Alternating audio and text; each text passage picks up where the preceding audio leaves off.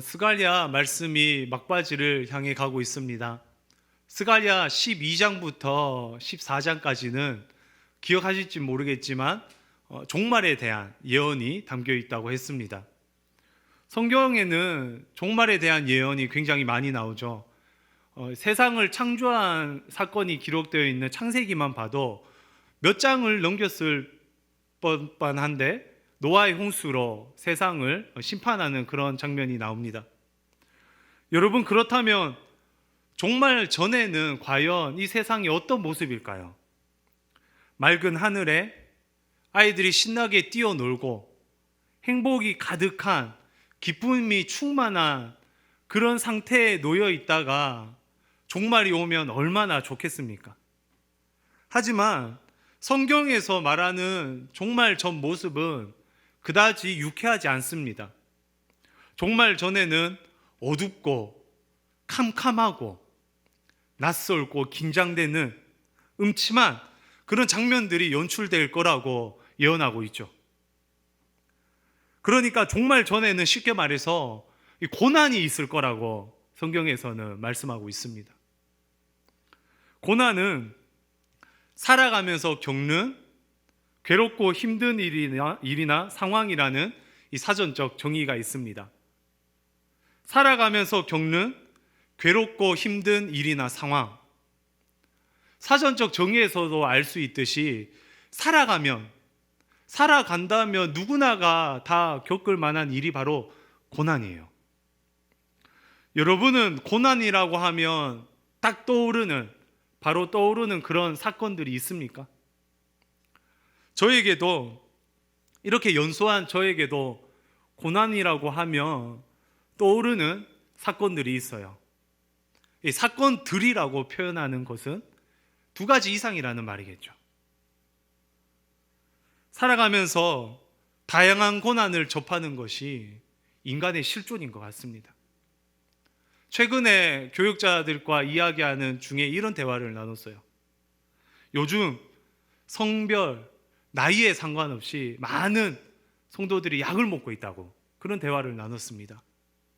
단순히 몸이 아파서 먹는 약이 아니라 마음이 아파서, 마음이 너무 힘들어서, 괴로워서 스스로 병원을 찾아가 약을 처방받아서 먹고 있는 수많은 성도님들을 보곤 합니다. 다들 다양한 이유를 가지고 있기 때문에 이 고난이라는 단어로 획일화할 수는 없을 것 같아요.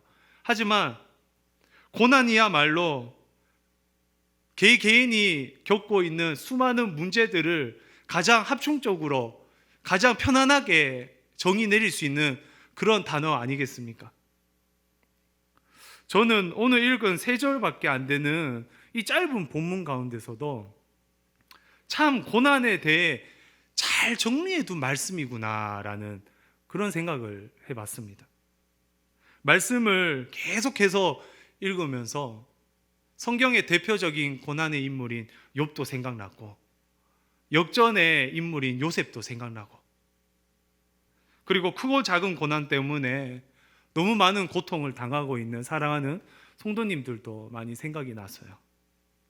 오늘은 이 고난이라는 주제로 함께 읽은 본문 3절을 꿰어보고자 합니다.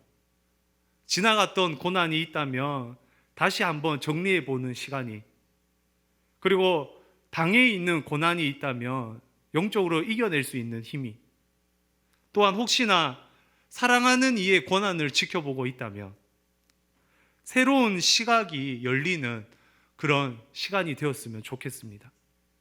함께 말씀 속으로 들어가 봅시다. 7절은 고난의 시작이에요. 함께 읽어봤지만 한 번 더 읽어보겠습니다. 만군의 여호와가 말하노라. 가라, 깨어서 내 목자 내 짝된 자를 치라. 목자를 치면 양이 흩어지려니와 작은 자를 위하여는 내가 내 손을 들이우리라. 우리가 양이라고 생각해 봅시다. 양이 바라보던 그 목자가 사라졌어요. 어떻겠습니까? 여러분, 양에게 목자는 어떤 존재죠? 양에게 목자는 의지하는 그런 대상이에요. 양에게 목자는 생명의 젖줄입니다. 목자도 양을 사랑하지만 양 또한 굉장히 목자를 사랑해요. 우리는 목자라고 하면 바로 예수님과 연결시키려고 합니다.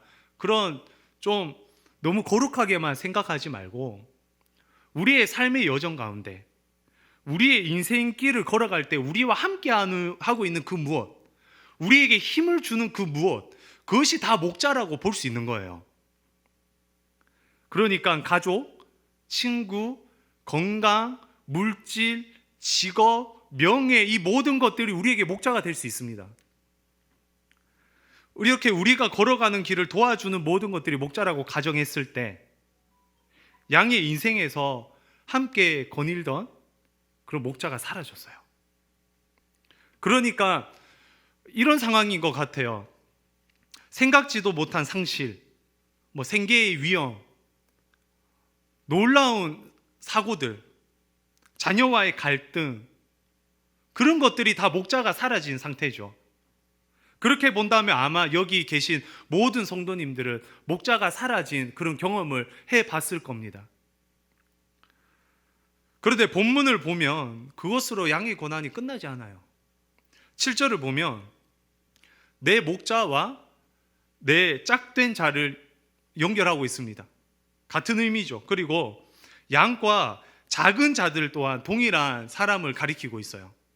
그러니까 무슨 말을 드리고 싶냐면 목자를 친 후에 양이 흩어지는데 흩어지는 양들, 그러니까 작은 자들이죠. 흩어진 양들을 하나님께서 다시 한 번 더 치시는 거예요. 그래서 공동 번역에서는 하반절을 이렇게 번역하고 있습니다. 나 또한 손을 돌려 흩어지는 가련한 것들을 치리라. 가련한 것들을 누가 치신다고요? 하나님께서 치신대요. 목자가 없어서 우왕좌왕하는 이 가련한 것들에게 하나님의 심판의 손길이 한 번 더 닥칩니다. 너무합니다. 목자가 없어진 것만으로도 너무 괴로운데, 하지만 고난은 찾아왔다가 또다시 찾아오는 그런 특징이 있어요. 첩첩산중이라고 하죠. 3 넘어 3. 고난은 이렇게 한 번으로 끝나는 것이 아니라 고난 넘어 또 고난이 찾아오고 고난을 넘어 또 고난이 찾아오는, 그것이 바로 고난의 특징인 것 같아요. 그렇다면 여러분, 이 극심한 고난, 첩첩산중에 쌓여있는 이 고난의 원인이 과연 무엇인가요? 누구의 죄 때문인가요? 7절을 한 번 더 읽으면서 이 고난의 죄를, 고난의 원인, 이 고난의 원인을 한번 찾아보세요. 우리 함께 읽겠습니다. 만군의 여호와가 말하노라. 가라, 깨어서 내 목자 내 짝된 자를 치라.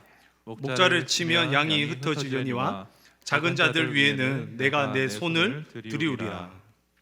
여러분, 고난의 원인을 찾으셨습니까? 양이 어떤 잘못을 저질렀기에 이런 무서운 심판이 오는 거죠?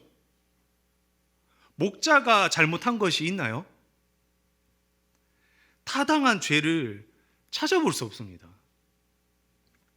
성경에서는 분명히 죄로 시작하는 고난들이 있어요.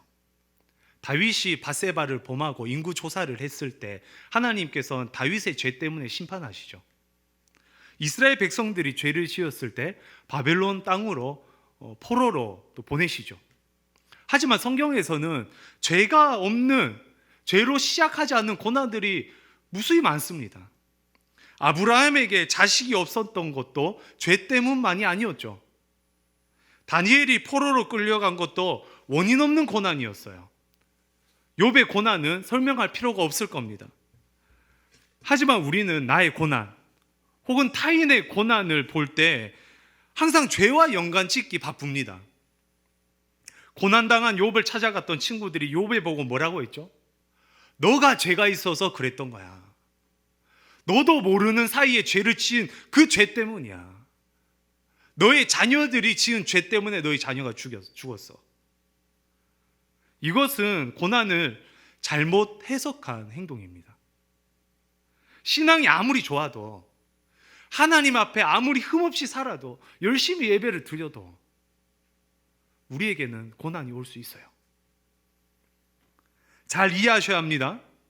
고난이 찾아왔을 때 우선 자신을 돌아보아야 합니다. 분명히 고난 앞에서 나의 죄를 돌아본다는 것은 상당한 유익이 있어요. 하지만 자꾸 원인에 집착하다 보면, 이 고난이 생기게 된 원인에 집착하다 보면 이해되지 않고 실족하는 경우가 생겨요. 우리의 부족한 지혜로는 도저히 원인을 찾아볼 수 없는 그런 고난들이 이 세상에 너무 많다는 거죠. 그렇다고 해서 반대로 극단적으로 고난이 우연히 일어난 일이구나, 아무 이유 없이 일어난 일이구나, 이렇게 생각하면 안 돼요. 본문에 답이 있겠죠. 본문에 고난의 주체는 과연 누굽니까? 목자를 누가 치시죠? 흩어진 가련한 것들을 누가 치십니까? 하나님이에요. 참 어렵지만 하나님이세요. 고난의 주체는 이해하기 참 힘들지만 하나님이십니다. 하나님은 이 세상을 창조하시고 다스리시는 분이십니다. 믿으십니까? 이 세상에 하나님 몰래 피어오르는 단 하나의 새싹도 없어요. 하나님도 모르는 사이에 발생하는 단 한 사건도 없습니다. 이 모든 것들이 하나님의 통치 안에 있습니다. 우리는 그 뜻을 다 알 수 없어요. 왜 그런 일을 허용하셨는지, 왜 그런 일이 나에게 생겼는지, 왜 나에게 그런 상실감을 주시고, 왜 나에게 그런 고통을 주시는지 우리는 다 알 수 없어요. 그래서 전도서 기자는 사람이 아무리 애써 알아보려고 할지라도 능히 알지 못한다라고 말하고 있어요. 사람이 아무리 애써 알아보려고 할지라도 능히 알지 못한다. 하지만 분명한 것은 욥의 고난이 그랬던 것처럼 하나님께서는 우리의 고난을 아십니다. 자, 7절은 고난의 시작이었어요. 죄로 시작되지 않은 고난이 있습니다. 그렇다고 그것이 우연히 발생한 고난도 아니에요. 다 이해할 수는 없지만 모든 고난은 하나님의 섭리 가운데 있습니다. 힘을 내서 우리 다음 절을 가보죠. 8절입니다.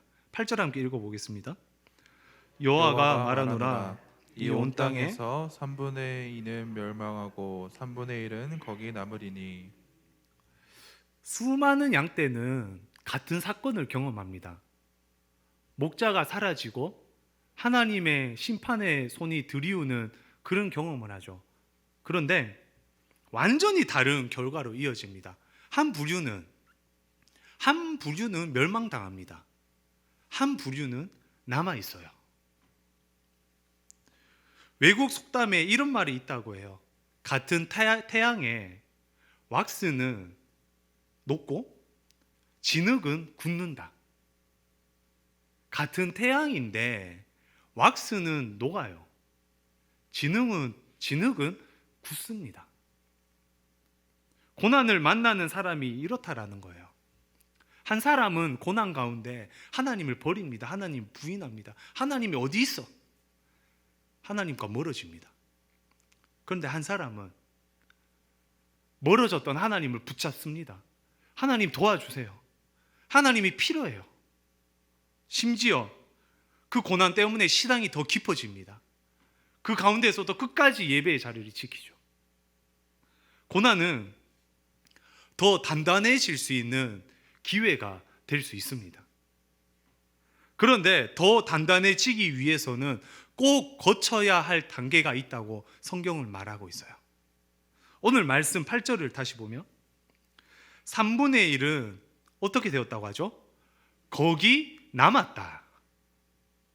그러니까 단단해지는 사람의 특징, 그 자리에 있는 사람의 특징은 거기 남았다라는 것에 있습니다. 남은 자는요, 성경의 시작부터 발견됩니다. 하나님께서는 홍수로 이 세상을 심판하실 때 노아를 남기셨어요. 바로왕이 갓 태어난 남자아이를 다 죽이려고 할 때 하나님께서는 모세를 남기십니다.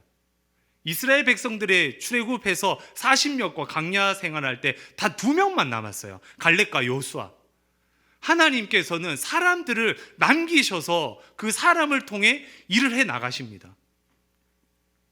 오늘 본문 8절에 나오는 남긴다라는 동사는요, 원어로 보면 미팔령, 그러니까 수동태예요.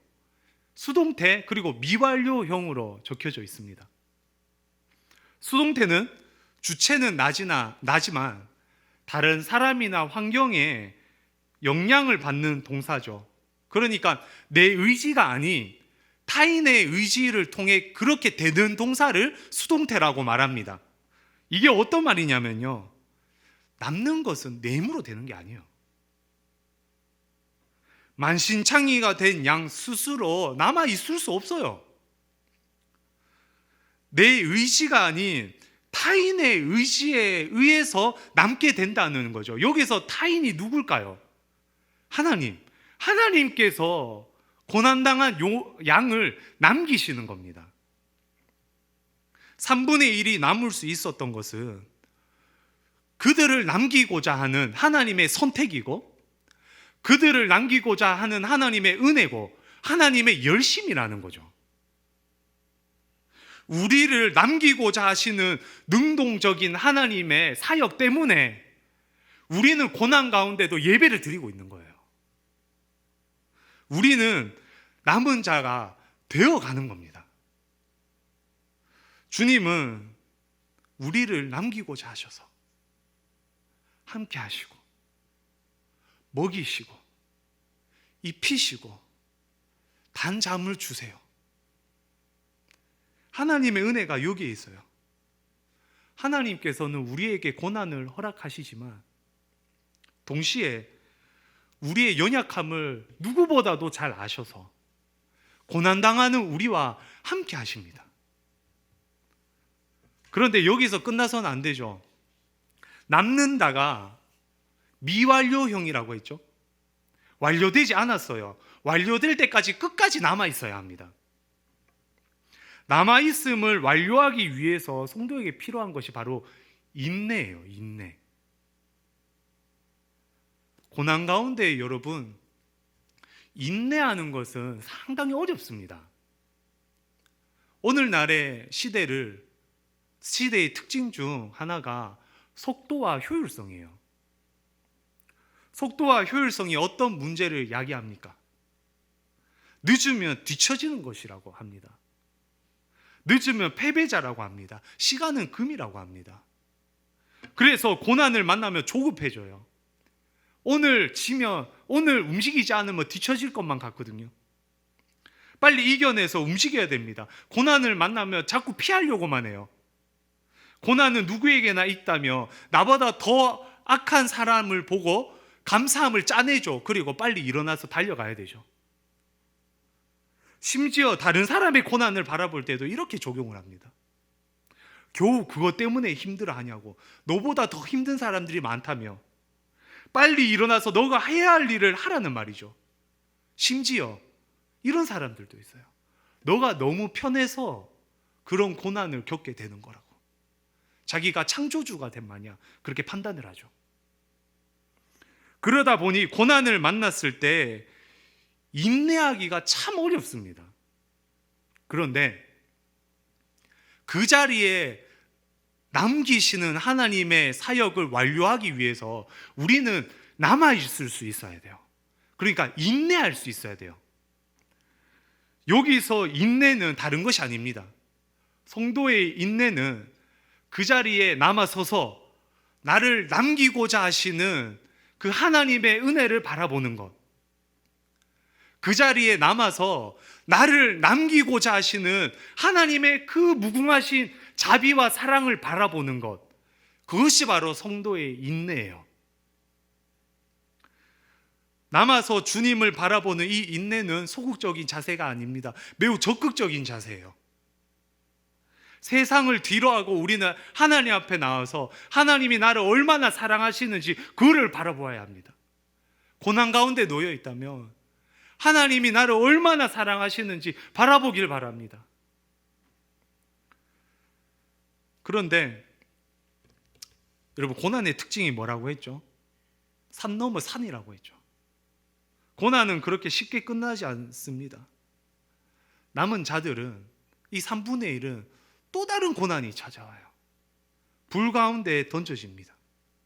9절 상반절 말씀인데요, 내가 그 3분의 1을 불 가운데에 던져 은같이 연단하며 금같이 시험할 것이라. 다들 아시다시피 금과 은은 순수할 때 가장 값집니다. 그런데 금과 은은 처음부터 순수한 상태가 아니죠. 대부분 광석에 다른 금속 물질과 섞여 있습니다.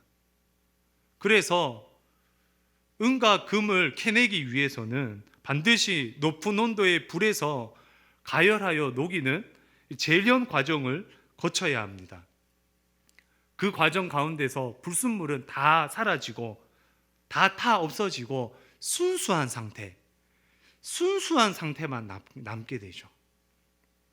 이렇게 설명하면 좋을 것 같아요. 한 커플이 있었습니다. 남자는 이 여자의 외모를 보고 사랑에 빠졌어요.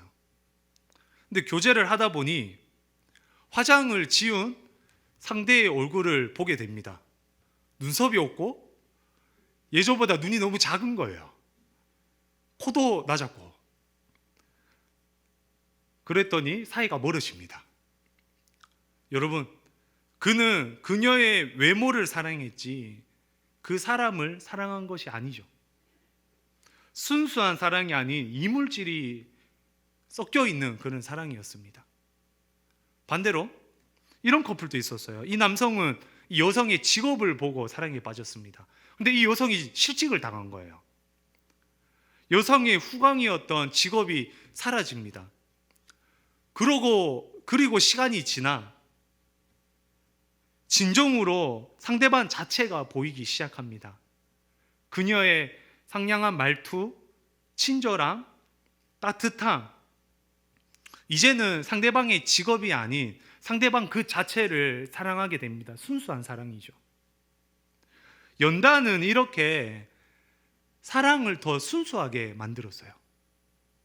하나님 앞에서 연단도 마찬가지예요. 이 환난 가운데 연단될 때 하나님과 우리와의 관계가 더 순수해질 수 있어요. 그 결과가 어떻게 됩니까? 이번에는 9절 전체 다 한번 읽어보죠. 내가 그 3분의 1을 불 가운데에 던져 은같이 연단하며 금같이 시험할 것이라.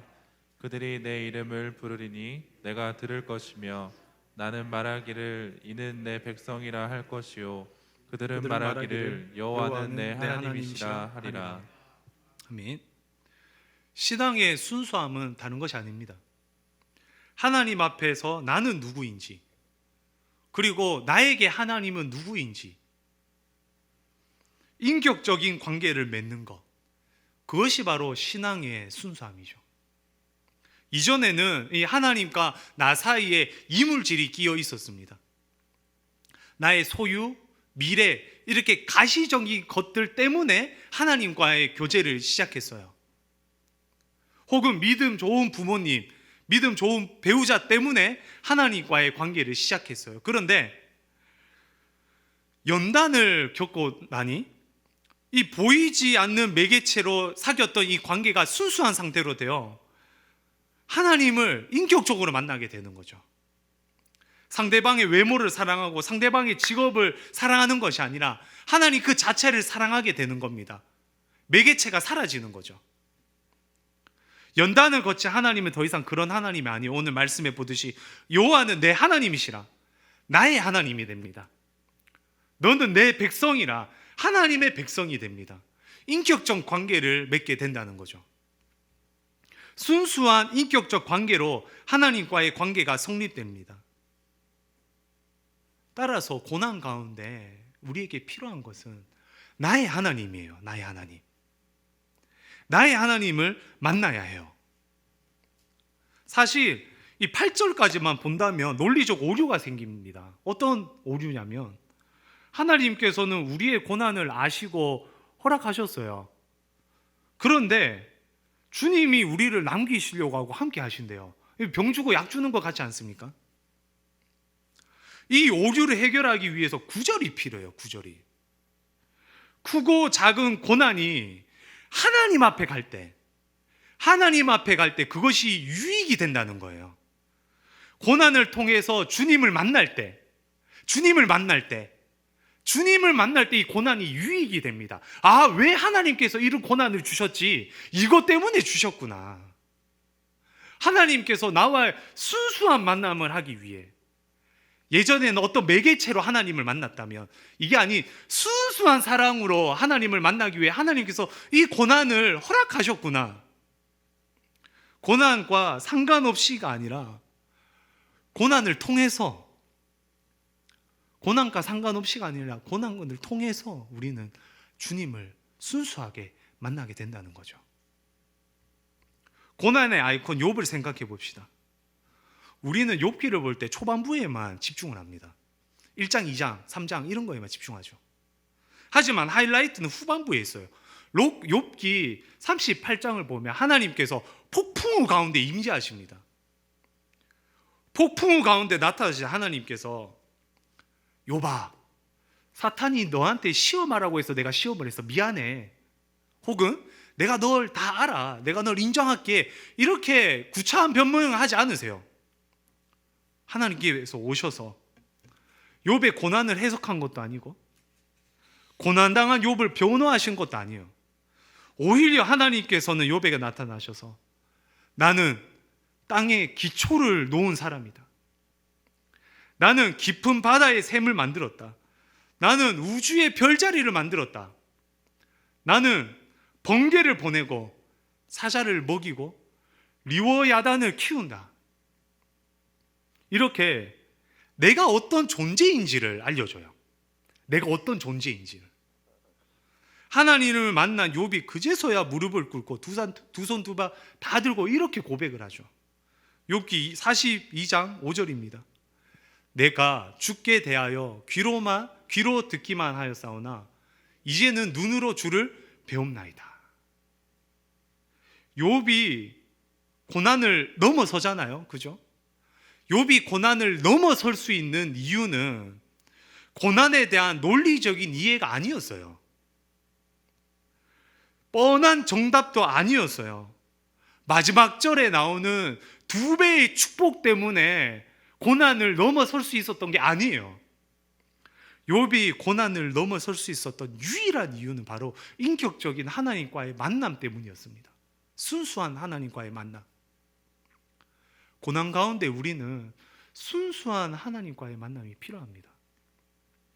미국에서 변호사로 일하던 호레이쇼 스패포드는 1871년에 일어난 시카고 대화재 사건의 모든 재산을 날렸어요.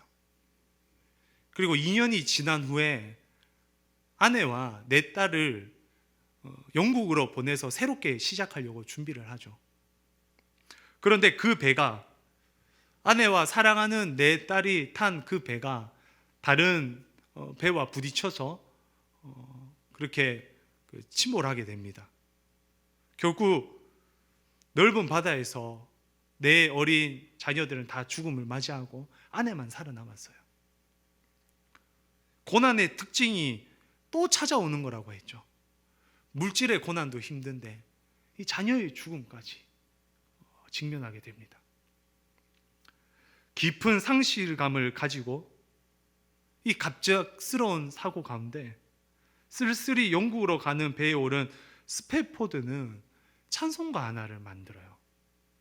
그 찬송가가 바로 413장 내 평생에 가는 길입니다. 1절 가사 읽어드릴게요. 내 평생에 가는 길 순탄하여 늘 잔잔한 강 같은지 큰 풍파로 무섭고 어렵든지 나의 영혼은 늘 편하다. 3절을 보면 그 참담한 상황 가운데 이런 고백을 해요. 내 지은 죄 주홍빛 같더라도 주 예수께 다 아뢰면 그 십자가 피로써 다 씻으사 흰 눈보다 더 정하리라. 이 주님을 향한 고백이 고난과 이 참담한 고난과 어떤 연관이 있나요? 고난이 닥쳤을 때 영적인 눈을 가리게 하는 것이 바로 죄책감이에요. 내가 무슨 잘못을 저질렀기에 이런 일이 일어났지? 나는 아무 잘못도 없는데 왜 이런 일이 일어났지?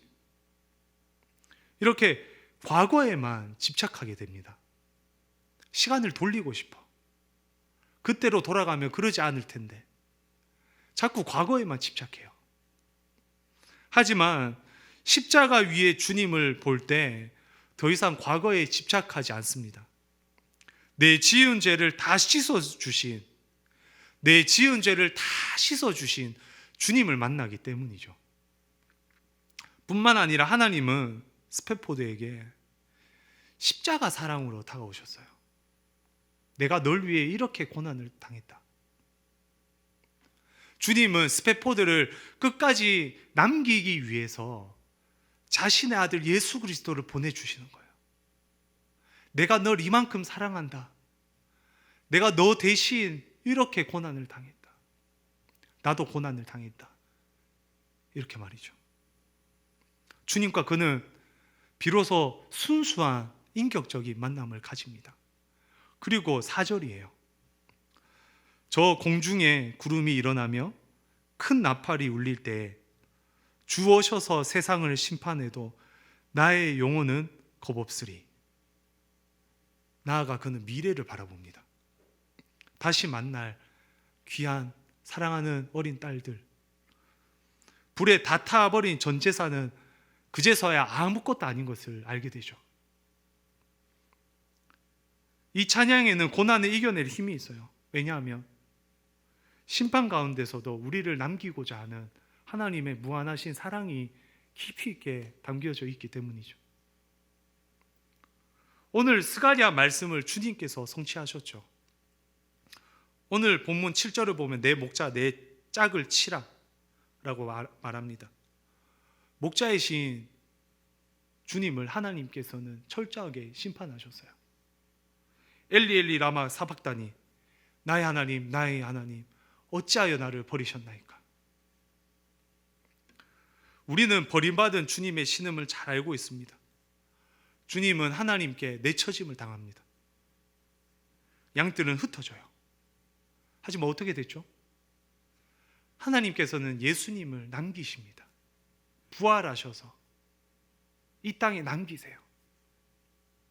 다시 살리셨어요.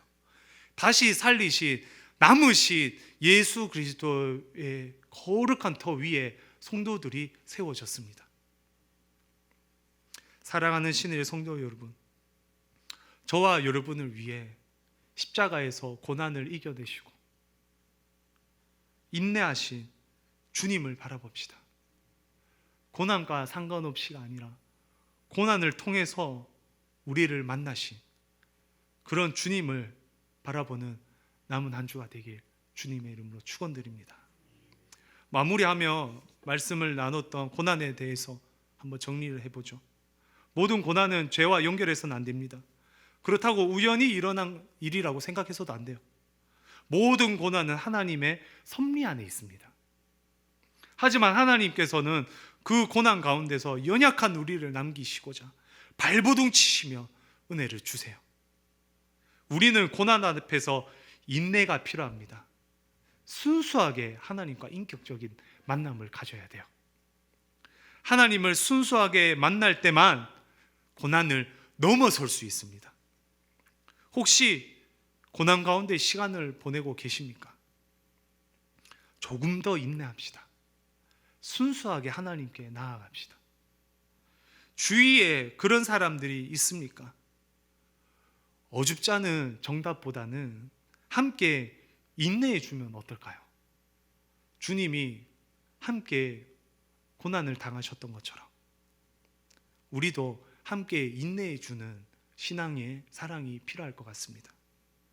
이렇게 고난을 대할 때 조금 더 잘 이해할 수 있는 영적인 힘이 생기는 저와 여러분 되시길 주님의 이름으로 축원드립니다.